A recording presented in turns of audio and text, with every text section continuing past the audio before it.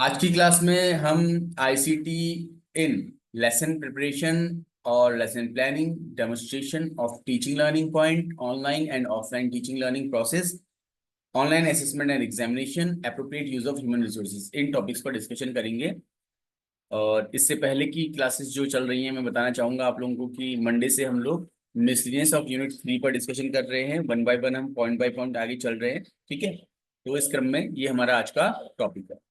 तो जो कुछ दिन बाद क्लास ज्वाइन कर रहा है, इरेगुलर है, तो वो ध्यान दें कि आप भले ही रेगुलर रहें, बट जो वीडियोस आपको दिए जा रहे हैं, पीडीएफ आपको सेंड किया जा रहा है, उसके थ्रू आप अपना जो भी सिलेबस है उसको पूरा करते हुए चलें। देखो, क्लास स्टार्ट होने से पहले हम थोड़ा जान लेते हैं कि आज का टॉपिक है क्या। आईसीटी तो बता ही दिया आप लोगों को, 2-3 बार डिस्कशन हो चुका है। लेसन प्रिपरेशन में या लेसन प्लानिंग में आईसीटी का क्या आप हेल्प ले सकते हैं, सोचिए जरा।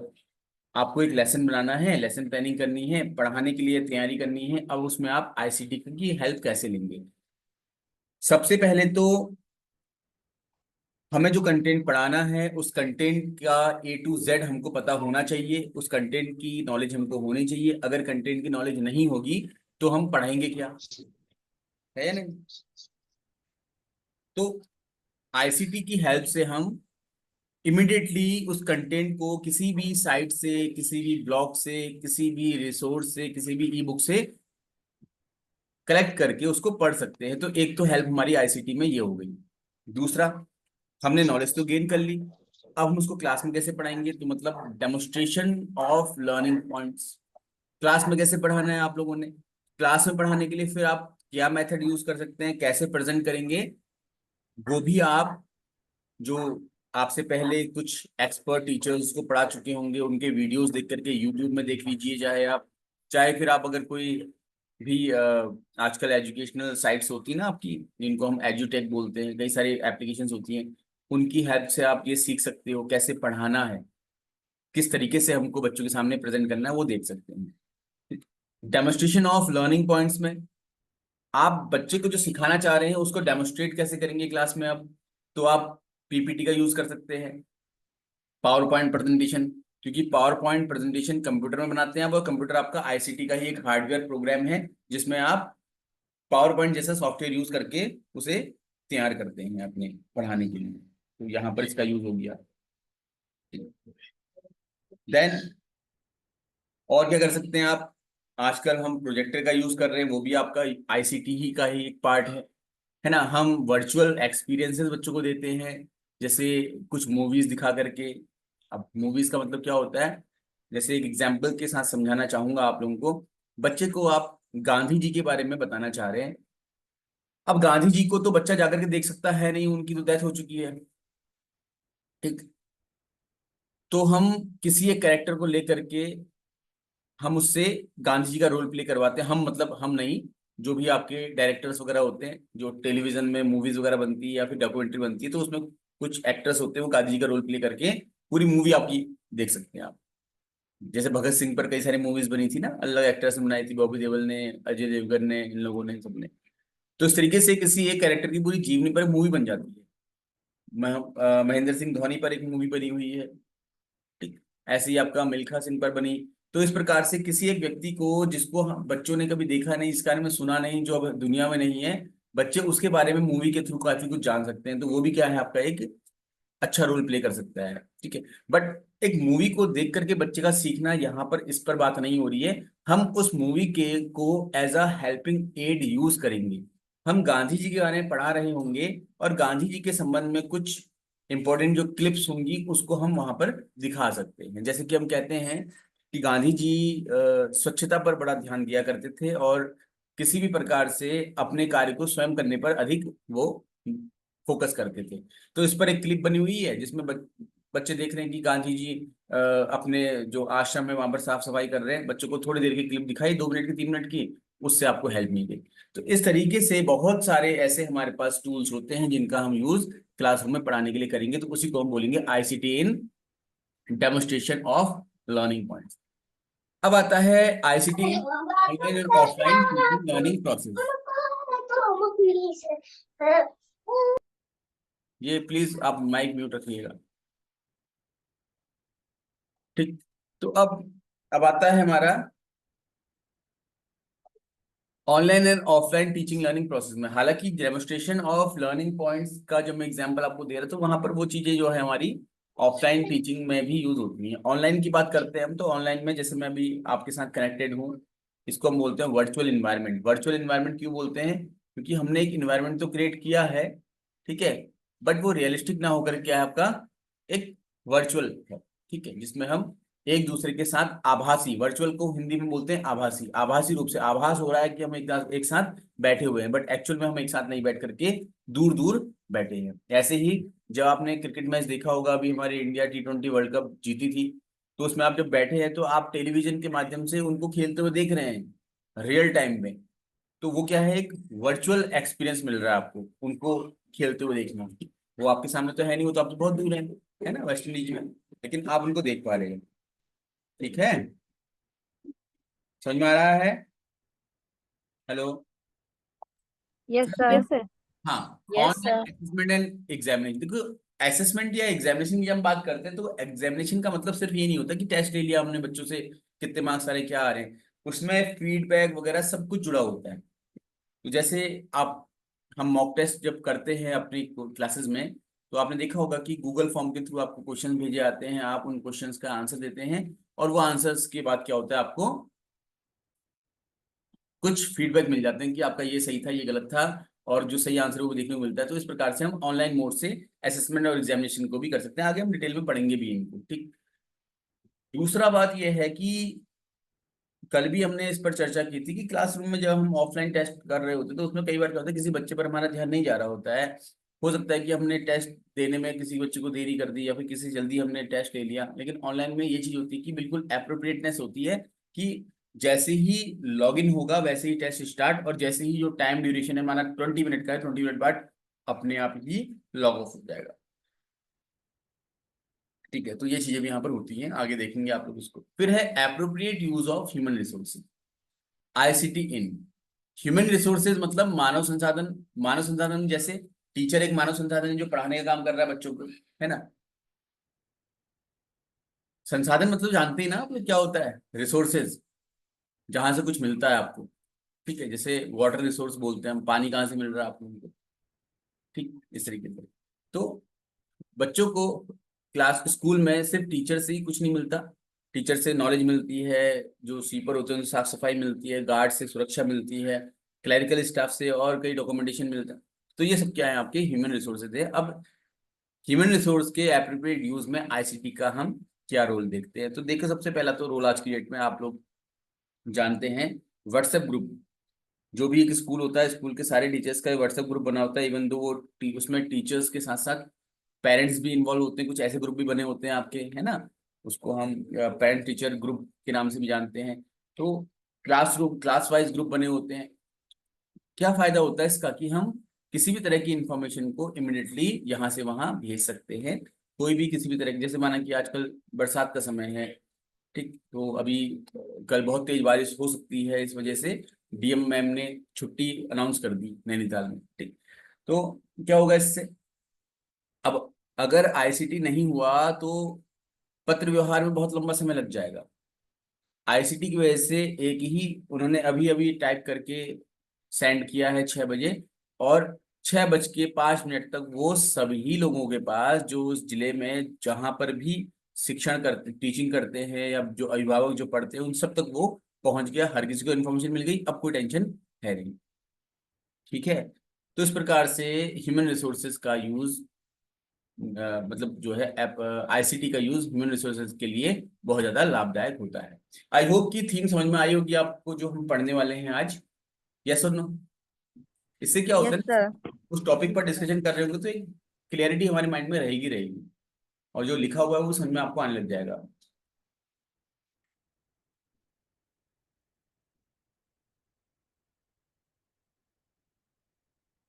मॉक टेस्ट आप लोगों को कल मिल पाएगा, ठीक है, अभी आज मैं नहीं दे रहा हूँ, क्योंकि मैं सोच रहा हूँ कि एक दिन का और समय देता हूँ। बन गया है, रेडी है वो, लेकिन मैं इसलिए नहीं दे रहा हूँ क्योंकि अभी मुझे लगता है कि शायद आप लोगों ने, कई आप में से हैं जिन्होंने यूनिट 1 अभी पूरा रिवाइज किया ही नहीं। क्या सभी ने रिवाइज कर लिया है? एक बार हाँ बोलना जरा, अगर जिसने कर लिया है, क्योंकि जब तक आप रिवाइज ही नहीं करोगे फायदा नहीं दे करके ना। रेडी मेरे पास है? जैसे ही आप लोग का होता है तो मैं ग्रुप में डाल दूंगा, और मैं चाहता हूँ कि उसको क्लास में ही करवाऊंगी। तो कल की जब क्लास होगी तो पहले हम टॉपिक डिस्कस कर लेंगे, या फिर आप कहेंगे तो पहले हम मॉक टेस्ट कर लेंगे। मैं आपको क्लास स्टार्ट होते ही मॉक टेस्ट दूंगा, और 20 मिनट के अंदर उसको मैं जो भी आपके क्या बोलते हैं उसको, रिस्पॉन्सेज होते हैं उसको बंद कर दूंगा। तो 20 मिनट का ही समय मिलेगा आप लोगों को करने के लिए पूरा। ठीक है, 30 क्वेश्चन। तो इस तरीके से करेंगे, वरना घर पर देकर के क्या होता है ना, कई लोग आराम से 3 घंटे, 3 घंटे में, 2 घंटे में अभी एक क्वेश्चन किया, फिर बाद में 2 क्वेश्चन किया, ऐसे करने लग जाते हैं। इससे फायदा नहीं होता कुछ।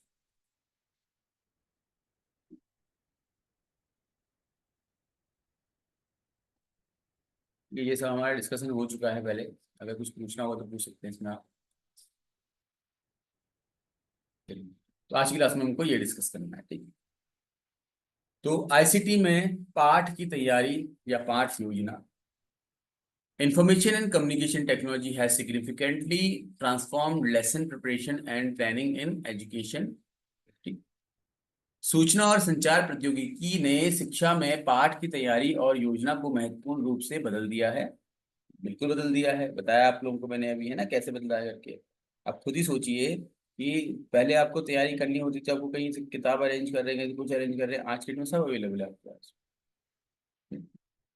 इसका फायदा मिल गया आप लोगों को। पहले आपको होता है कि किससे पूछूं कैसे पढ़ाना है, आज यूट्यूब में देख लो सब मिल जा रहा है। तो काफी ज्यादा हेल्पफुल आपके लिए होती है। तो पहला आपका आता है इसमें एक्सेस टू रिसोर्सेज। तो सबसे पहले काम जो है वो है आपको, क्या पढ़ रहे हैं हम, कि आईसीटी में पाठ योजना की तैयारी, यानी कि पहला पॉइंट इसका। तो उसमें क्या है कि अभी अभी आपसे मैंने कहा कि आपको कुछ भी टॉपिक पढ़ाना है तो उस टॉपिक के बारे में आपको जानकारी तो होनी चाहिए। और वो जानकारी कहाँ से मिलेगी आपको? इंटरनेट के माध्यम से आप इजीली, आपके पास अवेलेबल हो जाता है वो। नहीं, आपको अगर एनसीईआरटी का कोई टॉपिक पढ़ाना है तो एनसीईआरटी की साइट है, आप जाइए, बुक डाउनलोड करिए, पढ़ाइए उसको, नहीं मतलब उसको पढ़ लीजिए, समझ लीजिए क्या है उसमें।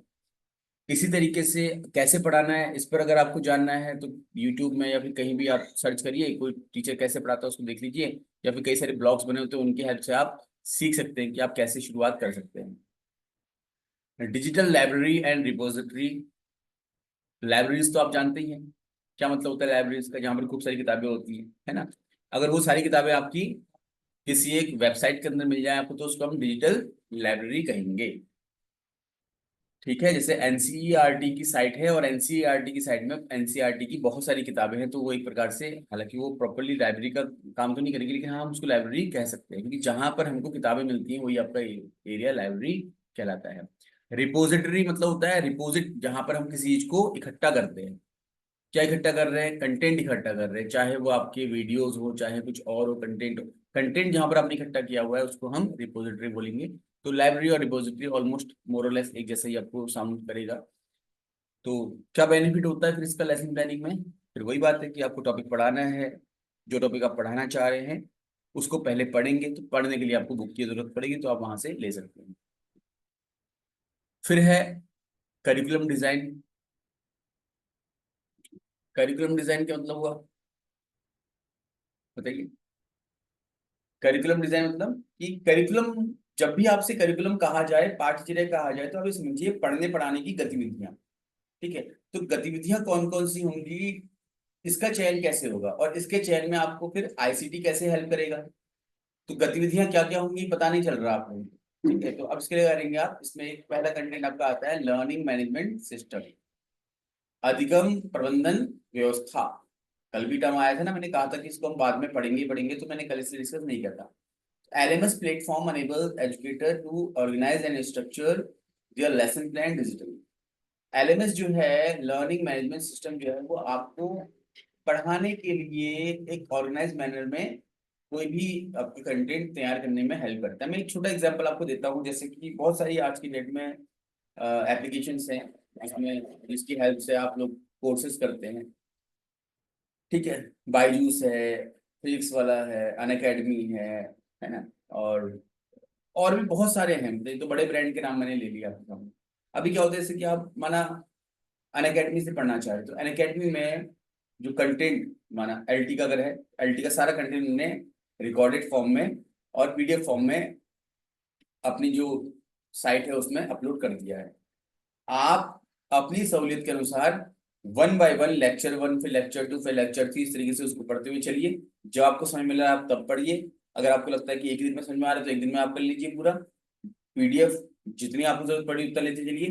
तो इस तरीके से क्या है वो सिस्टम बना रहता है, उसको बोलते हैं लर्निंग मैनेजमेंट सिस्टम। क्या हो रहा है, लर्निंग का मैनेजमेंट कर दिया उन्होंने। मैनेजमेंट मतलब होता है कि प्रबंधन। ठीक है, प्रबंधन मतलब जानते हैं ना आप लोग। हेलो, प्रबंधन का मतलब यस जानते हैं सर। ना। मैनेजमेंट मतलब क्या होता है, मैनेज करना किसी चीज को। कोई बच्चा देर में सीखता है तो उसको भी सीखने के लिए हेल्प मिल जाए। कोई बच्चा जल्दी सीखता है तो उसको भी बोरियत ना हो, अपने समय से सीख ले। तो इस तरह की जो हेल्प होती है उन्हीं को हम, है ना, कंसिडर करते हैं इसमें। तो दे कैन अपलोड मटेरियल, देखिए पढ़ सकते हैं आप यहाँ पर कि they can upload materials, create timelines, कब कौन सा मटेरियल आप पढ़ पाओगे, and sequence activities with in the centralised online environment. तो वे केंद्रीकृत ऑनलाइन वातावरण में सामग्री अपलोड करते हैं, समय सीमा बना लेते हैं। मतलब कि आज की डेट में आप ये कंटेंट पढ़ेंगे, कल की डेट में आप ये कंटेंट पढ़ेंगे, और वही आप एक्सेस कर सकते हैं जो उनने बनाया हुआ है। ठीक है। हेलो। Yes sir. हाँ, तो आई होप कि समझ में आपको आ गया होगा। जैसे मैंने बता दिया ना, इसी मैंने एग्जांपल आपको अनअकैडमी वगैरह का दिया कि आपको पता है कि अनअकैडमी ओपन करेंगे आप, तो उसमें आप जो आपको पढ़ना है उस कंटेंट में जाकर के, मतलब उस ऐप जगह पर जाकर के अपने अकॉर्डिंगली कंटेंट आप लेकर के उसको पढ़ सकते हैं। तो उसको हम लर्निंग मैनेजमेंट सिस्टम कहेंगे। अच्छा, हमारा जो यूट्यूब चैनल है उसको हम लर्निंग मैनेजमेंट सिस्टम नहीं कह सकते। क्यों? क्योंकि उसमें क्या है, आपके पास कोई कंटेंट तो बहुत सारा है, बट उसको हमने प्रॉपरली टाइमलाइन के हिसाब से या फिर आपके क्लासेस के हिसाब से मैनेज नहीं किया हुआ है। ठीक है, इसलिए आगे बढ़ते हैं। Curriculum mapping software. Curriculum mapping क्या होता है? मैपिंग का मतलब क्या होता है, गूगल मैप पढ़ते हैं ना आप, कब कहाँ कैसे कैसे जाना है, जो आपको डायरेक्शन देता है उसको मैपिंग बोल, डायरेक्शन देने का जो आपका एक फॉर्मेट होता है उसको मैपिंग बोलते हैं। आप मकान बनाते हैं तो उसके लिए क्या होता है, आपको एक मैप बनाना पड़ता है। ठीक है, कहाँ कहाँ पे कैसे काम होगा, ठीक, और उसी के अकॉर्डिंग चलना पड़ता है। तो हम करिकुलम मैपिंग सॉफ्टवेयर में क्या होता है कि कैसे कैसे आपको पढ़ाना है, कौन कौन सी गतिविधियां कब करानी है, पूरा जो आपका टाइमलाइन होती है वो सिस्टमेटिक तरीके से बनी होती है। उसी को आप यूज कर सकते हैं, उसके अकॉर्डिंग आप चलेंगे, वही आपका स्टैंडर्ड होता है। तो पाठ्यक्रम मानचित्रण के लिए आईसीटी उपकरण शिक्षकों की को उनकी पाठ्य योजना को पाठ्यक्रम मानकों और सीखने के उद्देश्यों के साथ संरेखित करने में मदद करती है। अब ये टिपिकल टर्म हो जाता है संरेखित, मतलब एक ही लाइन से चलाते रहे आप, इस तरीके से मदद करते हैं। वे प्रगति को ट्रैक कर सकते हैं, कमियों की पहचान कर सकते हैं, और शैक्षणिक वर्ष में विषयों की व्यापक कवरेज सुनिश्चित कर सकते हैं। तो ICT tool for curriculum mapping helps teachers align there lesson plans with in curriculum standards and learning objectives. ठीक है, तो आपके जो लर्निंग ऑब्जेक्टिव्स हैं, आपने जो करिकुलम स्टैंडर्ड्स सेट किए हुए हैं उसके अकॉर्डिंग फिर वो आपकी प्लानिंग होगी। दे कैन ट्रैक प्रोग्रेस, बच्चे ने कब कितना सीखा ये सब कुछ इसमें चलता रहता है। मैं इसको अगर एक सिंपल तरीके से समझाऊं, एक बच्चा है सुरेश, क्लास 6 में पढ़ता है, आप इंग्लिश पढ़ा रहे हैं उसको, तो आपने ये डिसाइड किया है कि मैं इसको पहले महीने में इतना सिखा दूंगी, फिर उसके बाद इतना सिखा दूंगी। आपने पूरा एक अपनी टाइमलाइन बना दी है। अब उसके अकॉर्डिंग आप चेक करते हुए चले कि एक महीना पूरा हो गया, मैंने डिसाइड किया था कि ये इतना कर लेगा, अब ये कितना कर पा रहा है। टीचर्स डायरी होती ना आपकी, पहले आप डिसाइड करते हैं कि आप इस हफ्ते कितना पढ़ाएंगे, फिर आप सामने रिमार्क में लिखते हैं कितना आपने पढ़ाया, कितना आपका रह गया। तो वो सारी चीजें इसमें आ जाती हैं। ठीक, अब हम आगे बढ़ते हैं। Interactive lesson design. तो इंटरेक्टिव लेसन डिजाइन क्या होता है, बताइए। तो इंटरेक्टिव मतलब कि जिसमें बच्चों को हम इन्वॉल्व कर सकें, इंटरेक्ट कर सके बच्चे, अंतःक्रिया हो सके उसमें। तो प्रेजेंटेशन सॉफ्टवेयर इसमें यूज होते हैं हमारे। जनरली प्रेजेंटेशन किसका होता है, एक तो माइक्रोसॉफ्ट पावर पॉइंट प्रेजेंटेशन हो गया, गूगल स्लाइड्स हो गई आपकी, प्रेजी। ये कुछ सॉफ्टवेयर्स हैं, कुछ टूल्स हैं जिनका हम यूज करते हैं क्लासरूम में पढ़ाने के लिए। अभी आप लोग के सामने प्रेजेंट कर रहा हूँ, ये आपका वर्ड के थ्रू यू प्रेजेंट कर रहा हूँ। वर्ड के थ्रू प्रेजेंट करने में वो उतना बढ़िया इफेक्टिव प्रेजेंटेशन नहीं हो पाता है। इसी को अगर हम पीपीटी के थ्रू प्रेजेंट करते हैं तो काफी सारे हमारे पास ट्रांजेक्शन्स वगैरह, ये कुछ काफी कुछ मिलता है आपको, है ना, स्लाइड्स वगैरह यूज करके तो अट्रैक्टिव हो जाता है। तो they can incorporate multiple multimedia elements such as images, videos, animations to illustrate concept and make lesson more interactive. तो इसके लिए वो मल्टीमीडिया का यूज भी कर सकते हैं, जिसमें कि हम एनिमेटेड जो ग्राफिक्स होते हैं उनकी सहायता से बच्चों के लिए छोटी छोटी क्लिप बना लेते हैं। फिर है डिजिटल स्टोरी टेलिंग टूल्स भी होते हैं इसमें। Platform for digital story telling enable educators to create narrative driven lessons that capture students interest and enhance comprehension through multimedia storytelling techniques। YouTube में आप देखते हो ना, छोटे छोटे बच्चों के लिए कई सारी राइम्स आ रही होती है, कई सारी स्टोरीज होती हैं। आप खुद भी स्टोरीज देखते होंगे कि एक आदमी स्टोरी सुना रहा होता है, वो नरेशन कर रहा होता है और बैकग्राउंड में पिक्चर्स चल रही होती है बहुत सारी। देखे होंगे आप लोग यूट्यूब में बहुत सारा कंटेंट ऐसा देखते हो। हम्म।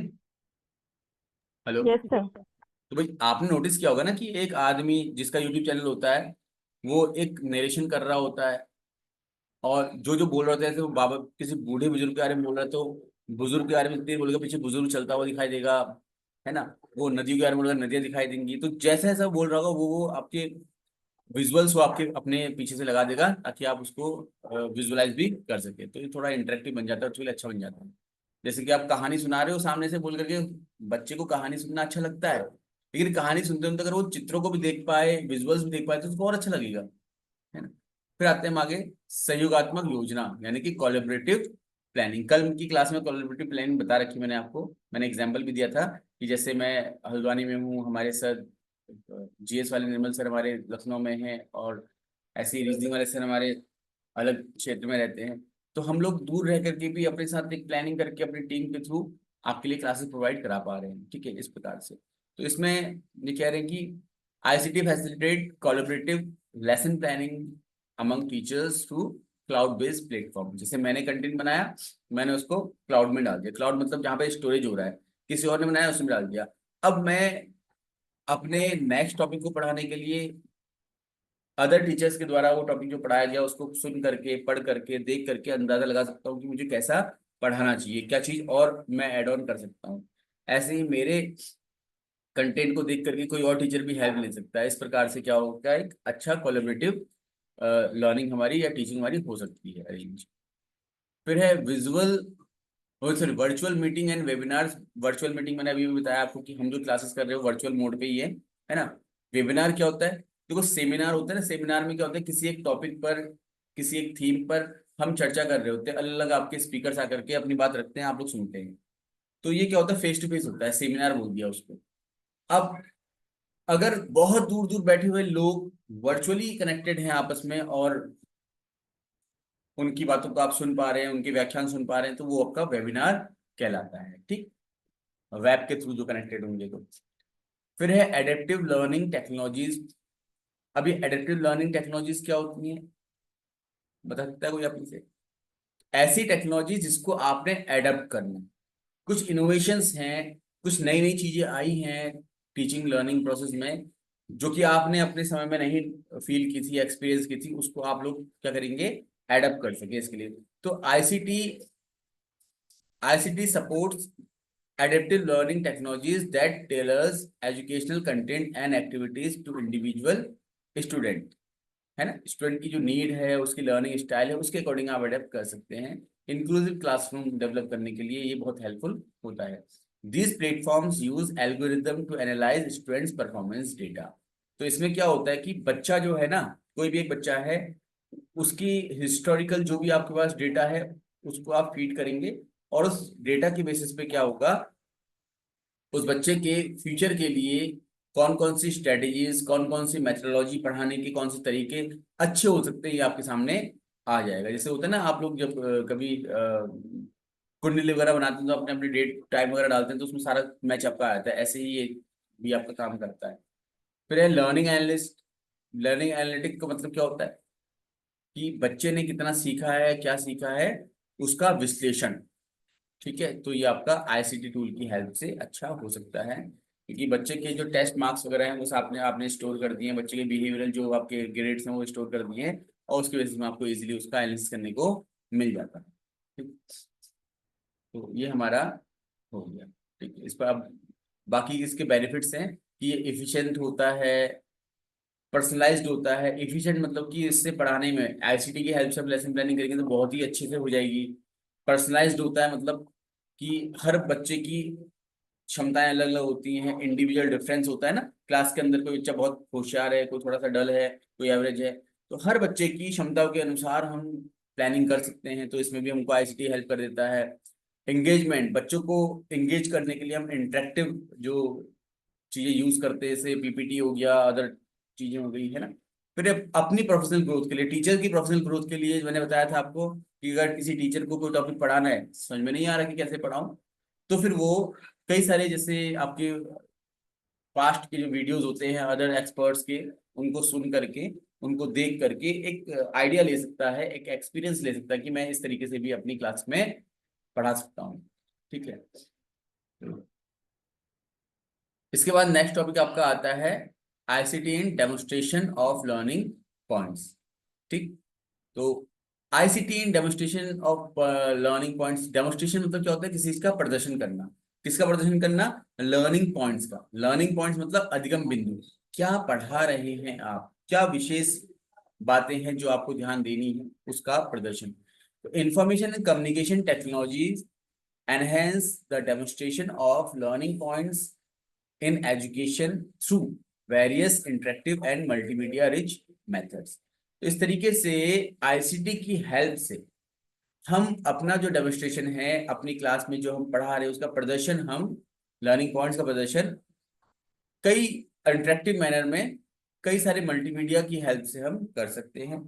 ठीक है। जैसे मल्टीमीडिया प्रेजेंटेशन, वही माइक्रोसॉफ्ट पावर पॉइंट हो गया, गूगल स्लाइड, क्रेजी बताया था अभी थोड़ी देर पहले ही हमारा आया था, ये फिर रिपीट होता रहेगा। हाँ, प्रेजेंटेशन के अदर सॉफ्टवेयर भी होते हैं आपके। ठीक है। और इंटरेक्टिव व्हाइट बोर्ड होता है, आज के डेट में आप देखते होंगे व्हाइट बोर्ड पैनल आता है ना आपका, जो पूरा कंप्यूटर वगैरह होता है। ठीक है। जो आप देखते होंगे यूट्यूब वगैरह में टीचर लोग पढ़ाते हैं, तो उसमें बोर्ड में लिख रहे होते हैं, वो एक बड़ा सा टीवी टाइप का होता है, उसको इंटरेक्टिव पैनल भी कहते हैं हम। ठीक। तो कल की क्लास में शायद विजयन सर हैं यहाँ पर अभी ना, उन्होंने भी समझाया था कैसे काम करता है, तो ये हो गया। फिर आपका आता है virtual simulation and models. Virtual simulation क्या है? यही जो हम कनेक्टेड है, ये क्या है? वर्चुअल इन्वायरमेंट है। अच्छा, वर्चुअल सिमुलेशन का मतलब क्या हुआ? कल की क्लास में एक डिस्कशन हमारा आया था, मैंने आपसे कहा था कि अगर माना कि आपको कुछ भी कुकिंग करनी है, कुछ बनाना है आपको, माना साउथ इंडियन फूड बनाना है, डोसा बनाना है आपको। अब डोसा बनाना तो आपको आता नहीं, कैसे बनाओगे? तो क्या किया आपने, यूट्यूब में सर्च किया how to cook dosa dosa, और एक बंदा डोसा बनाने की रेसिपी लेकर के पहुंच गया। अब आप उसको देखते हुए चल रहे हैं, जैसे ऐसा वो रेसिपी बना रहा है वैसे वैसे आप कर रहे हैं, और जैसे जैसे आपका वो कुकिंग के स्टाइल यूज कर रहा है उसको आप भी फॉलो कर रहे हैं, तो उसको बोलते हैं सिमुलेशन। जैसा सामने वाला कर रहा है उसको देख के हूबहू हम भी कर रहे हैं, वही हमारा अनुकरण यानी सिमुलेशन कहलाता है। डांस टीचर जो जो स्टेप्स करता है, जो जो मूव करता है, आप उसको फॉलो कर रहे होते हैं। अब वही डांस टीचर अगर आपका यूट्यूब के थ्रू ऑनलाइन सिखा रहा है आप लोगों को, तो वहां पर आप कह सकते हैं कि वर्चुअल सिमुलेशन है ना। आपके सामने खड़ा होकर के डांस टीचर सिखा रहा है तो आपका क्या है? रियल सिमुलेशन है। आपके सामने खड़े होकर मम्मी आपको सिखा रही है कैसे सब्जी बनाते हैं, तो आपका रियल सिमुलेशन है। अगर लेकिन कोई ऑनलाइन मोड से सिखा रहा है आपको, तो वो आपका वर्चुअल सिमुलेशन हो जाता है। आई होप कि वर्चुअल सिमुलेशन का मतलब पता चला होगा आपको। तो सिमुलेशन सॉफ्टवेयर बहुत सारे होते हैं, अब क्या क्या होते हैं ये देख लीजिएगा, आप लोग पढ़ लीजिएगा इसको, इसमें ज्यादा सॉफ्टवेयर वगैरह लिखे नहीं है कि उतना काम हमारे आएगा नहीं है। डिजिटल मॉडल्स क्या होते हैं? ICT tool enable the creation of 3D model. 3D models, अच्छा, अभी फिर आप कनेक्ट होंगे तो मैं दिखाऊंगा आपको 3D मॉडल कितने रहते हैं ना। वरना आपने देखा होगा कि कई बार आजकल क्या होता है ना, कि जैसे कोई भी एनिमेटेड वीडियो आ गया आपका, उसमें क्या होता है, कार्टून्स होते हैं, डोरेमोन देख रहे हैं आप, डोरेमोन ओरिजिनल थोड़ी है, तो क्या आपका 3D मॉडल ही एक प्रकार का। ठीक है। ऐसे ही आप देखते होंगे कि कोई भी कार खरीद रहे हैं आप, तो कार खरीद रहे हैं तो उसके लिए क्या होता है, एक वर्चुअल कार होती है, और उसमें क्लिक करेंगे आप तो पूरा कार खुलेगी, वो उसके इंटीरियर आउटर पूरा 360 डिग्री दिखता है, वो आपका वर्चुअल 3D मॉडल होता है। ठीक है। आगे बढ़ते हैं मल्टीमीडिया रिसोर्सेज। ठीक है, ये डिस्कस हो चुका है हमारा, इस पर नेसेसरी टाइम वेस्ट करना बेकार है। एनिमेटेड ट्यूटोरियल्स मैंने बता दिया आपको, एनिमेशंस के बारे में, डोरेमोन वगैरह। इंटरेक्टिव टूल्स, ठीक है, डिस्कस कर चुके हैं अब इनको। फिर है वर्चुअल रियलिटी, कल डिस्कस हमारा हुआ है, रिमोट डेमोन्स्ट्रेशन। अभी जो ठीक है, अब आप ज्वाइन करिए, तो नेक्स्ट क्लास में हम आईसीटी का online and offline teaching learning process में क्या यूज है, इसको समझिए। ठीक है, तो अभी हमने दो टॉपिक डिस्कस किए, नेक्स्ट आप रिज्वाइन करिए तो फिर हम नेक्स्ट टॉपिक डिस्कस करते हैं, ICT in online and offline teaching learning process. बाकी मैंने आपको पीडीएफ दे ही रखा, उससे नोट्स बना